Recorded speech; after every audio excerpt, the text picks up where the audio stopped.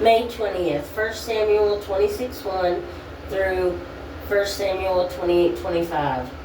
Now the Ziphites came to Saul at Geba, saying, Is David not hiding in the hill of hll⁹, opposite Jeshimon?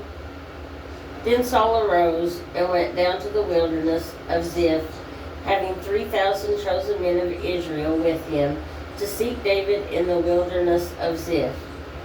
And Saul encamped in the hill of hll⁹, which is opposite Jeshimon by the road. But David stayed in the wilderness, and he saw that Saul came after him into the wilderness. David therefore sent out spies and understood that Saul had indeed come. So David arose and came to the place where Saul had encamped. And David saw the place where Saul lay. And Abner, the son of Ner, the commander of his army. Now Saul lay within the camp with the people encamped all around him.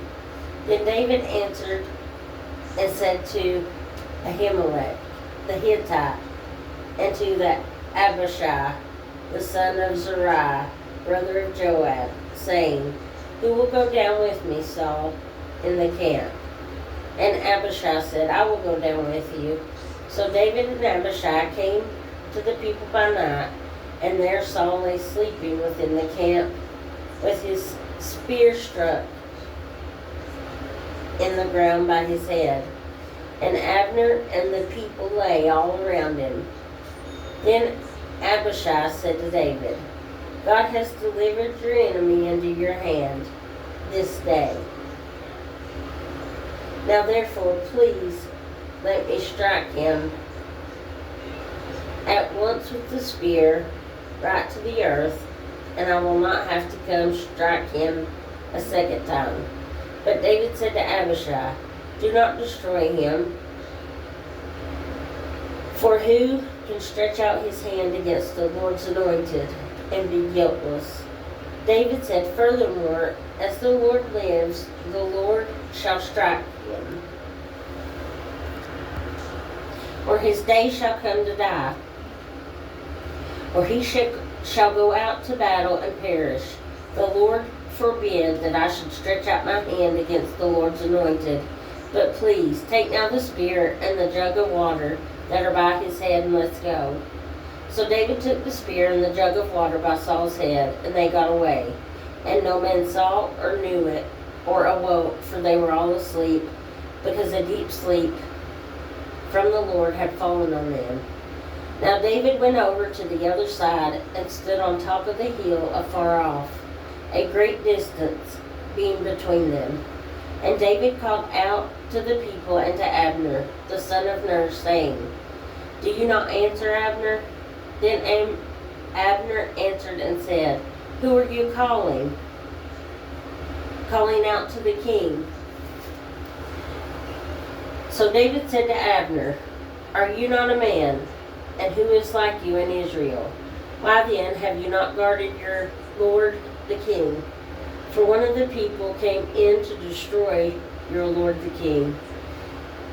This thing that you have done is not good. As the Lord lives, you deserve to die, because you have not guarded your master, the Lord's anointed. And now see where the king's spear is, and the jug of water that was by his head. Then Saul knew David's voice and said, Is that your voice, my son David? David said, It is my voice, my lord, O king. And he said, Why does my lord thus pursue his servant? For what have I done, or what evil is in my hand? Now therefore, please let my lord the king hear the words of his servant. If the Lord has stirred you up against me, let him accept an offering. But if it is the children of men, may they be cursed before the Lord.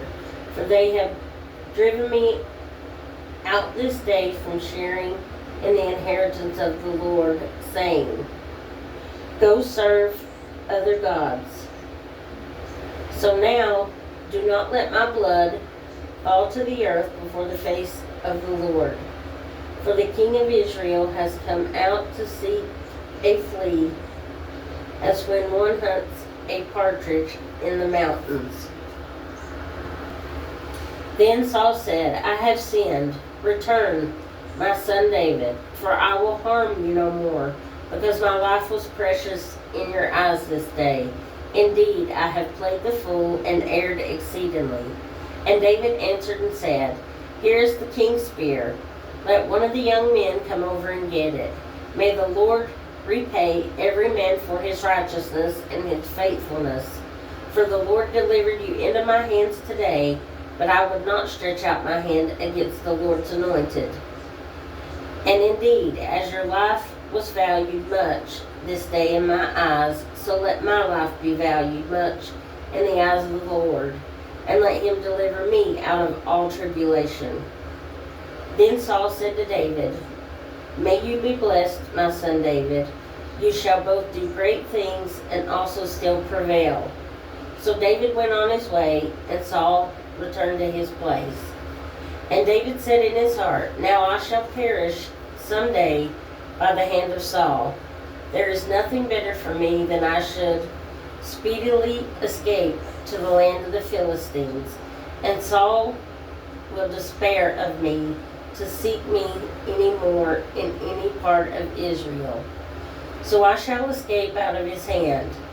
Then David arose and went over with the 600 men who were with him to Achish, the son of Maoch, king of Gath.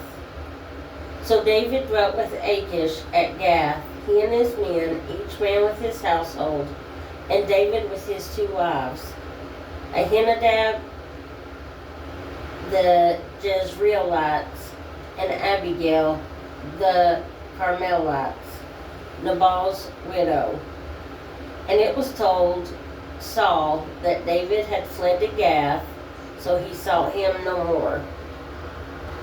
Then David said to Achish, If I have now found favor in your eyes, let them give me a place in some town in the country, that I may dwell there. For why should your servant dwell in the royal city with you? So Achish gave him Ziklag that day. Therefore Ziklag has belonged to the kings of Judah to this day.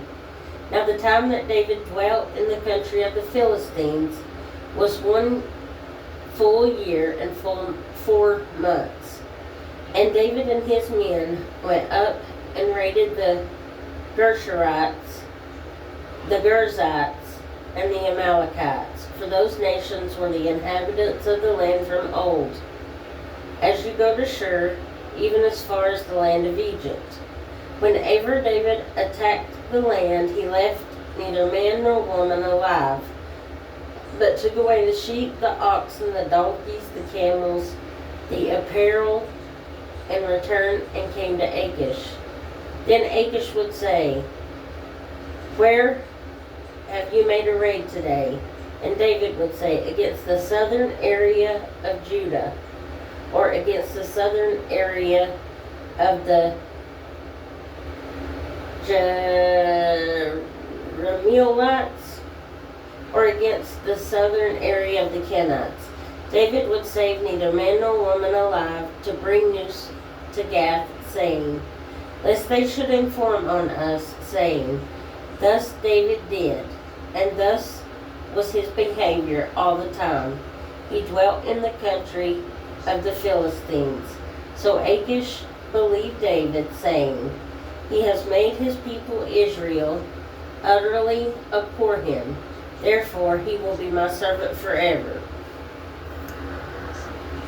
Now it happened in those days that the Philistines gathered their armies together for war to fight with Israel. And Achish said to David, You assuredly know that you will go out with me to battle, you and your men. So David said to Achish, Surely you know what your servant can do. And Achish said to David, Therefore I will make you one of my chief guardians forever. Now Samuel had died, and all Israel had lamented for him and buried him in Ramah, in his own city. And Saul had put the mediums and the spiritists out of the land. Then the Philistines gathered together and came and encamped at Shunem. So Saul gathered all Israel together, and they encamped at Gilboa. When Saul saw the army of the Philistines, he was afraid, and his heart trembled greatly. And when Saul inquired of the Lord did not answer him, either by dreams, or by Urim, or by the prophets. Then Saul said to his servants, "Find me a woman who is a medium, that I may go to her and inquire of her." And his servants said to him, "In fact, there is a woman who is a medium at Endor." So Saul disguised himself, put on other clothes, and he went, and 2 men with him. And they came to the woman by night. And he said, "Please conduct a seance for me, and bring up for me the one I shall name to you." Then the woman said to him, "Look, you know what Saul has done, how he has cut off mediums and the spiritists from the land. Why then do you lay a snare for my life to cause me to die?" And Saul swore to her by the Lord, saying, "As the Lord lives, no punishment shall come upon you for this thing." Then the woman said, "Whom shall I bring up for you?" And he said, "Bring up Samuel for me." When the woman saw Samuel, she cried out with a loud voice. And the woman spoke to Saul, saying, "Why have you deceived me? For you are Saul." And the king said to her, "Do not be afraid. What did you see?" And the woman said to Saul, "I saw a spirit ascending out of the earth." So he said to her, "What is his form?" And she said, "An old man is coming up, and he is covered with a mantle." And Saul perceived that it was Samuel, and he stooped with his face to the ground and bowed down. Now Samuel said to Saul, "Why have you disturbed me by bringing me up?" And Saul answered, "I am deeply distressed, for the Philistines make war against me, and God has departed from me and does not answer me anymore, neither by prophets nor by dreams.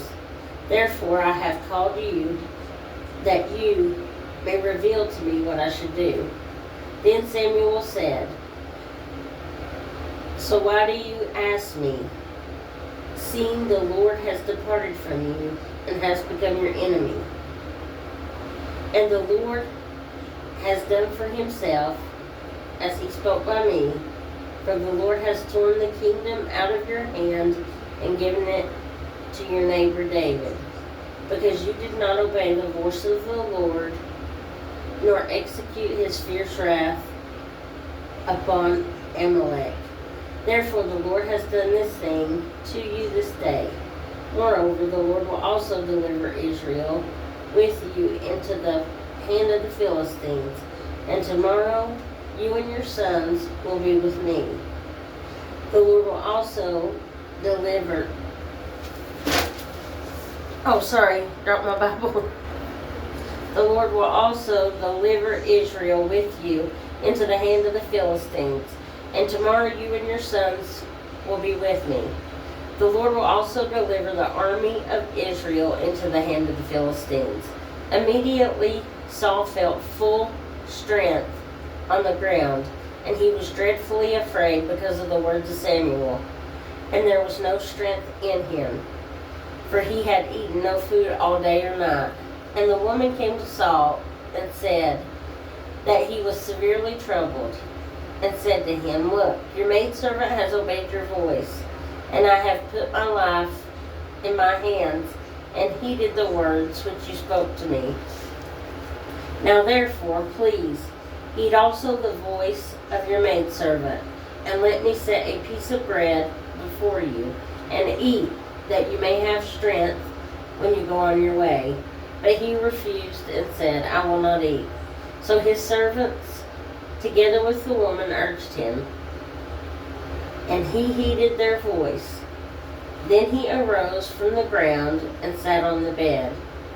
Now the woman had a fatted calf in the house, and she hastened to kill it. And she took flour and kneaded it, and baked unleavened bread from it. So she brought it before Saul and the servants, and they ate.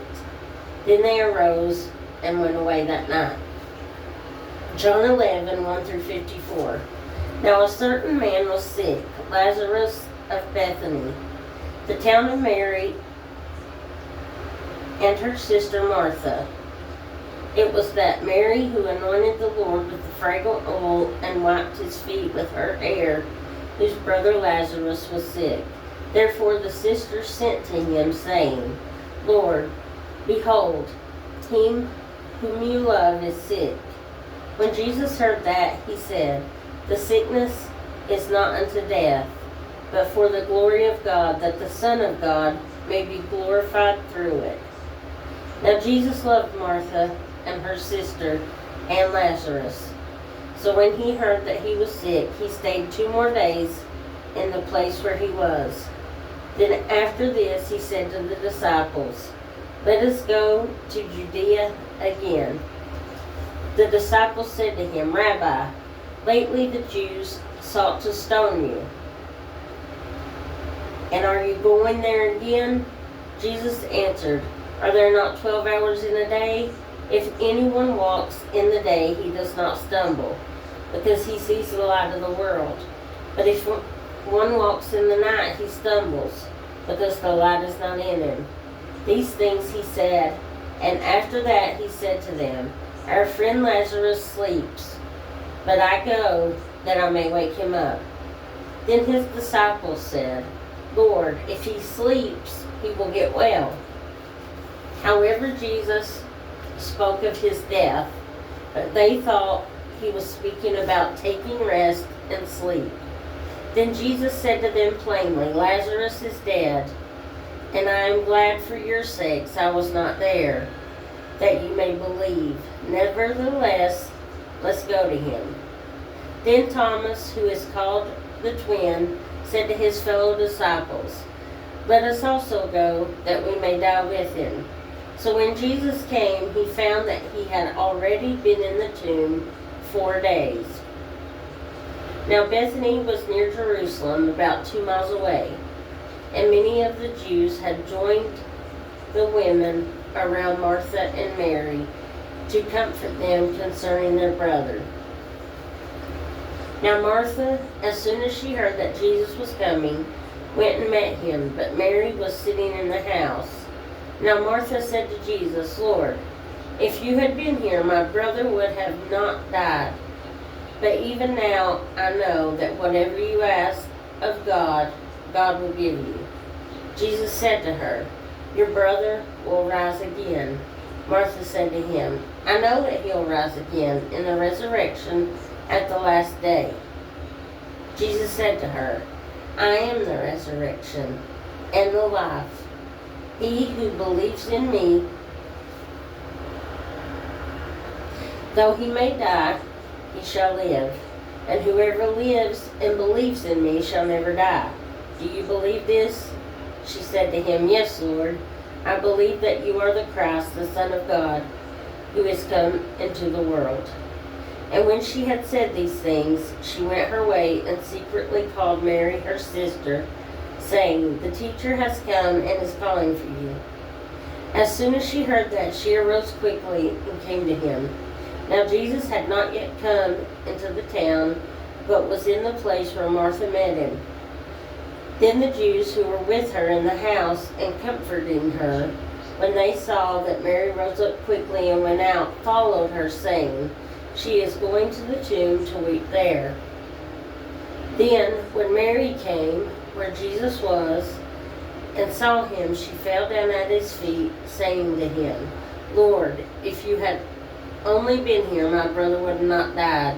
Therefore, when Jesus saw her weeping, and the Jews who came with her weeping, he groaned in the spirit and was troubled. And he said, Where have you laid him? They said to him, Lord, come and see. Jesus wept.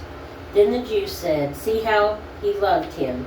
And some of them said, could not this man who opened the eyes of the blind also have kept this man from dying?" Then Jesus, again groaning in himself, came to the tomb. It was a cave, and a stone lay against it. Jesus said, "Take away the stone." Martha, the sister of him who was dead, said to him, "Lord, by this time there is a stench, for he has been dead 4 days." Jesus said to her, "Did I not say to you that if you would believe, that you would see the glory of God?" Then they took away the stone from the place where the dead man was lying. And Jesus lifted up his eyes and said, "Father, I thank you that you have heard me, and I know that you always hear me. But because of the people who are standing by, I said this, that they may believe that you sent me." Now when he had said these things, he cried with a loud voice, "Lazarus, come forth." And he who died came out, bound hand and foot with grave clothes, and his face was wrapped with a cloth. Jesus said to them, "Loose him and let him go." Then many of the Jews who had come to Mary and seen these things Jesus did believed in him. But some of them went away to the Pharisees and told them the things Jesus did.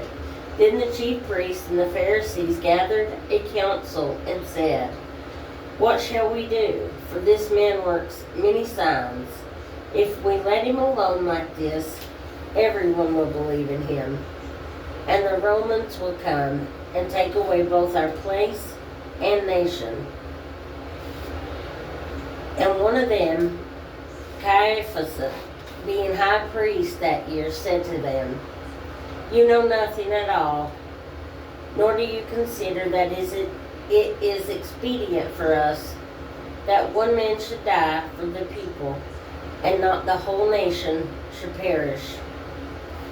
Now this he did not say on his own authority, but being high priest that year he prophesied that Jesus would die for the nation, and not for that nation only, but also he would gather together in one of the children of God who were scattered abroad. Then from that day on they plotted to put him to death. Therefore Jesus no longer walked openly among the Jews, but went from there into the city called Ephraim, and there remained with his disciples. Psalm 117, 1 and 2. Praise the Lord, all you Gentiles. Laud him, all you peoples, for his merciful kindness is great towards us, and the truth of the Lord endures forever. Praise the Lord. Proverbs 15, 22 through 23.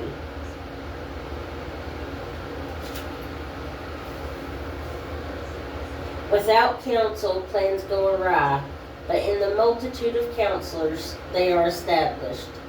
A man has joy by the answer of his mouth, and a word spoken in due season, how good it is.